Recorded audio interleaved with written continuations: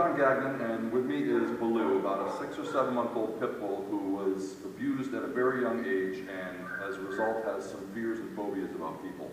The purpose of this video is to show you the ways that our body language affects Baloo and his perception of people and whether or not he feels safe with them or not, and it controls his reactivity level. So we're going to have a couple of demonstrators doing things the right way and the wrong way with Baloo so you can see the contrast. Now, what we're going to be focusing on is what I call the 4 classic fight signals. When dogs are when they want to feel like they're threatening another dog, when they want to show or try and intimidate another dog, they will do 1, 2, 3, or all 4 of these classic fight signals. The first is eye contact. Making direct eye contact, which most people know, can be threatening and intimidating to a dog. Another one is appearing as big as I possibly can. You've seen dogs put their hackles up, the fur on their back, and they get up on their toes and they lift their head up high, and they're trying to appear as big as they possibly can to intimidate the other dog. Another one is squaring my body directly to the other dog. So if I'm a dog who wants to intimidate another dog, I'll square up just like this with the other dog, as opposed to, you've seen dogs play and they kind of turn and back into another dog to play. That's the opposite of squaring up. So squaring up to a dog can be a very threatening and intimidating body gesture. And the last one is invading personal space, which can be as little as just reaching for a dog.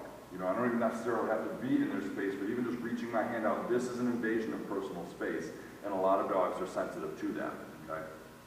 So we're going to start with Baloo. We're going to have Katie come out first, and she's going to do the 4 things wrong. She's going to come out and she's going to approach Baloo, Baloo doesn't really know her, they've met once briefly, but she's going to approach Baloo, she's going to look right at his eyes, she's going to walk directly towards him with her hand outstretched, all right? With her walking right toward him, her body will be square, she's standing up so she naturally appears bigger and intimidating to him, and she's going to be looking right at him and reaching out and saying, "Hi Baloo, hi, how are you?" in a very friendly way, but violating the 4 fight signals we just talked about, all right?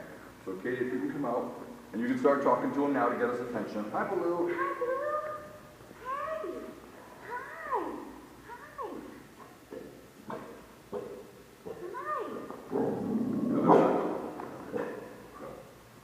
Excellent. All right, so you saw the response that Baloo had. He wagged initially, he wanted to be friendly, but then it registered like, all right, she's doing some very threatening things right now.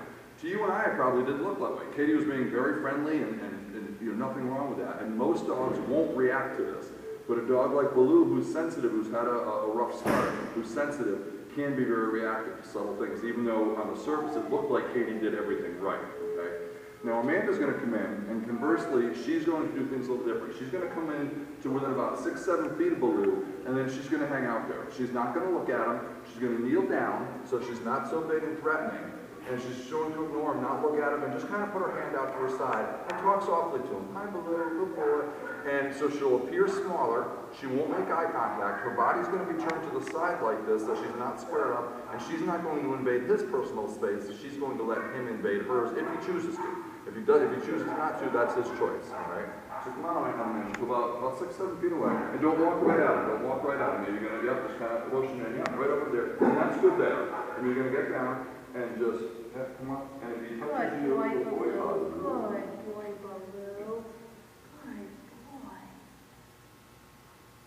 You stay right there. Stay right there. You can come this close to me. So you can see the difference, okay? Excellent. So you can see the difference in Baloo's different reactions. Even though Katie didn't do anything wrong, she violated a lot of the fight signals, all at once, without even meaning to. She was very friendly, but it's a mistake a lot of people make when greeting a dog, and it will trigger reactions like you saw in Baloo. Conversely, if you avoid, do the opposite of those 4 fight signals, when meeting Baloo, he'll be very comfortable with you and relaxed, and then he learns to trust very quickly, and if he has that experience consistently with the next 20, 30, 40, 50 people he meets, he'll become less and less sensitive to these fight signals as time goes on. Actually, we started working with Baloo this way a couple of weeks ago before this video was being made, and he's far less reactive to Katie's gestures than he was a couple of weeks ago. And so with consistently meeting people the right way, he will learn to just trust and get over being so sensitive to those fight signals. I hope this helps. Thanks.